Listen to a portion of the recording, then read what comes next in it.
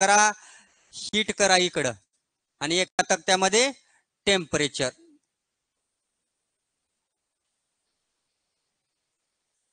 यायला लागले का डोक्यामधून चायला लागले रे? मोरेला कळालं त्याचं घेतलं म्हणून उदाहरण. हा चला, हा पहिला पॉइंट त्याची डेफिनेशन लिहायचं. काय? Heat is a form of energy. पहिला पॉइंट, हीट काय? हा हीटच आहे की धड्याचं नाव म्हणून चालू आहे की आपलं. Heat is a form of energy. Heat म्हणजे काय? एक ऊर्जेचं रूप आहे असं सांगू शकतोय.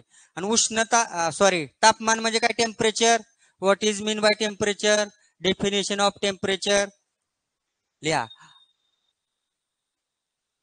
कोल्डनेस अगोदर हॉटनेस करा. Hotness and coldness.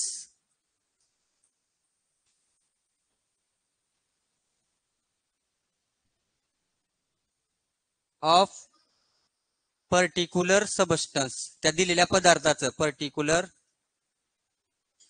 सबस्टन्सेस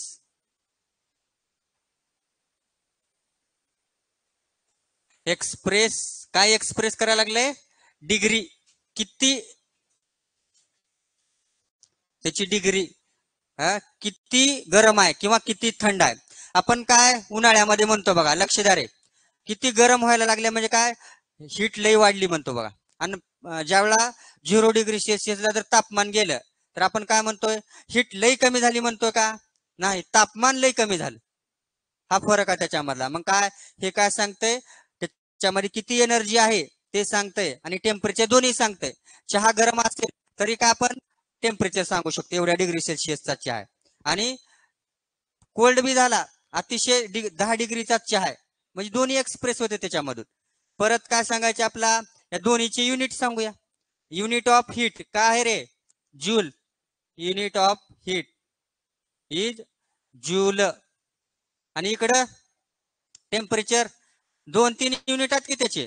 किती डिग्री ताप आलता? Degree Celsius, degree farad, degree kelvin. Unit of temperature, unit of temperature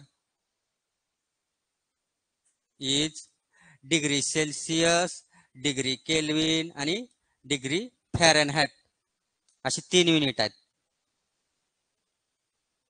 आता हा जो हीट कशाने मोजतो आपण? त्याचं जे अपॅरेटस आहे, मोजण्याचं साधन आहे. काय हीट मोजण्याचं साधन? स्पेलिंग रॉंग आहे टेम्परेचरचं. कोण म्हणायला लागले? TEMPRATURE temperature. बरोबर आहे की?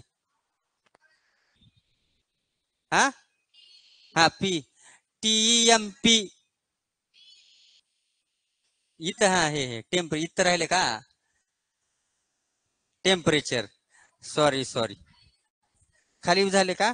टेम्परेचर इथं सुद्धा राहिले वाटतं. हा TEMPRETURE. चला ठीक आहे. केल्विन. एफ म्हणजे फॅरेनहाइट. अनुष्कानच म्हणले. अनुष्का बरीच हुशार आहे बघा. सगळे एकानं म्हणलं का? सगळे रॉंग आहे म्हणायला लागले. पुस्तक आहे की तुमच्याकडे? करेक्ट करताय तुम्ही. लॉंग फॉर्म देऊ कायचे? केल्विन. के म्हणजे Kelvin. Fahrenheit FARREN Fahrenheit. हे त्याचे लॉंग फॉर्म आहेत. डिग्री केल्विन आणि डिग्री फॅरेनहाइट. आता पुढे तिसरा पॉइंट लिहा. हे कशानं मोजतो आणि ते कशानं मोजतो? काय आहेत? अपॅरेटस. Measuring apparatus. मेजर करण्याचा अपॅरेटस आहे. इकडे फॅरेनहाइट, केल्विन यांना आहे ते. Measuring apparatus is calorimeter. इकडे काय आहे? टेम्परेचर कशाने मोजतो रे? Temperature is measured by thermometer. वा वा मेहत्रे, गुड. हुशारा बरं का मेहत्रे, आगाऊपणा बी करताय. Measuring, MEASU, measuring apparatus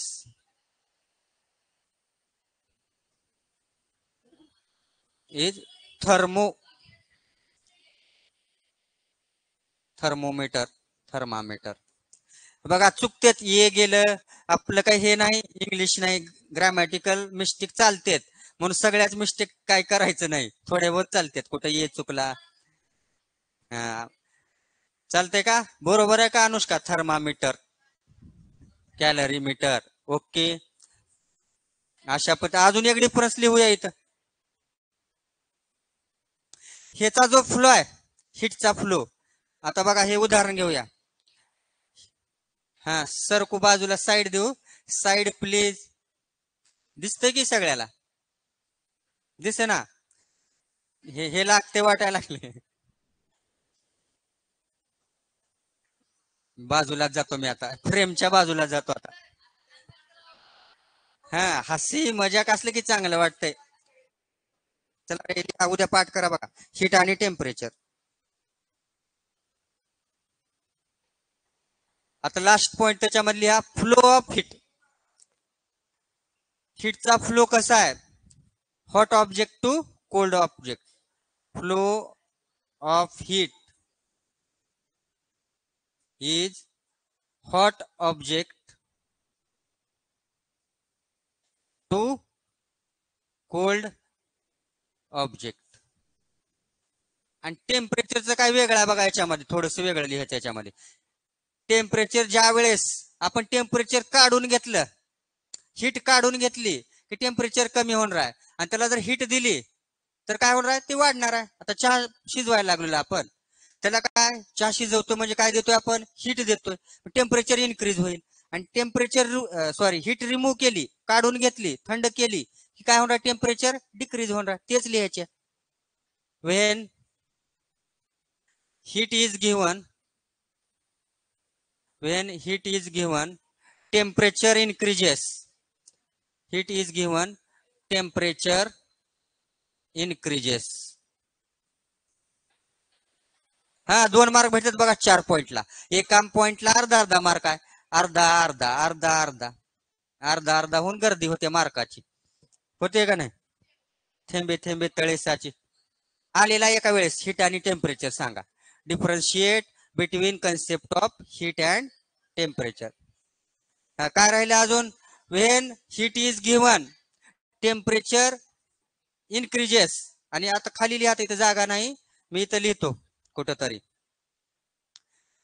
when heat is removed while, इथं लिहायला लागलोय बघा रे, व्हाईल हीट इज, हे 4 नंबरच टाकतो इथं. व्हाईल हीट इज रिमूव्ड, हे 4च अर्ध तिकडे लिहिलोय.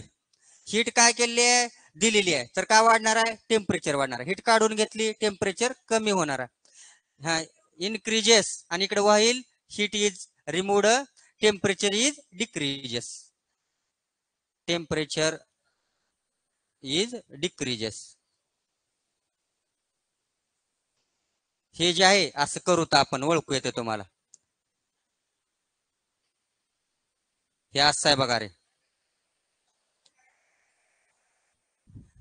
हा, मी सांगतो की, हे बघा 4था पॉइंट जो आहे लिहा. When heat is given temperature increases. हे टेम्परेचर बघा, TMP शॉर्ट मध्ये लिहिलो, आता जागा पुरत नाही आपल्याकडे. परत त्याच्या पुढेच लिहायचं आहे. हे 4 नंबर मी तुम्हाला ओळखण्यासाठीच टाकलोय. फुल स्टॉप द्यायचं किंवा कॉमा करा.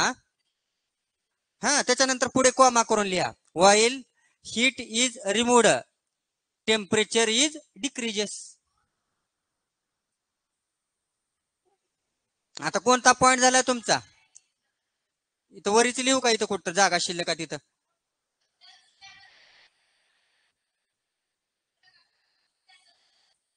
दुसऱ्या कलर मध्ये